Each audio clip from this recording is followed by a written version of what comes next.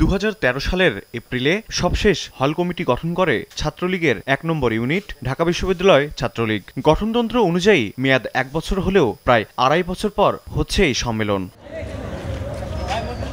আর তাই সম্মেলনকে ঘিরে মধুর ক্যান্টিনে পদপ্রত্যাশীদের বাড়তি উপস্থিতি। বিশ্ববিদ্যালয়ের নেতারা মনে করছেন, নতুন কমিটি ছাত্রলীগের কার্যক্রমকে আরো গতিশীল ও সুশৃঙ্খল করবে। দেশরত্ন শেখ হাসিনার আদর্শ ধারণ করে তাদেরকে আমরা বেছে নেব এবং যাতে কোনো ধরনের কোনো অনুপ্রবেশকারী আমাদের এই সংগঠনে প্রবেশ করতে না পারে সেজন্য আমরা জিরো টলারেন্সে আমরা আছি। ঢাকা বিশ্ববিদ্যালয়ে সারা দেশ থেকে বাংলাদেশের যে সমস্ত শিক্ষার্থীরা আসছে, প্রত্যেকটি ছাত্রদের মাঝে খুবই জমকালোপূর্ণ একটি আনুষ্ঠানিকতা দেখা যাচ্ছে এই হল সম্মেলন নিয়ে। ছাত্রলীগের সাবেক সভাপতি ও আওয়ামী লীগের সাংগঠনিক সম্পাদক এনামুল হক শামীম মনে করেন, ছাত্রলীগের নেতৃত্বে তাদের আসা উচিত। সাধারণ শিক্ষার্থীরা যে কোনো যৌক্তিক প্রয়োজনে যাকে পাশে পাবে।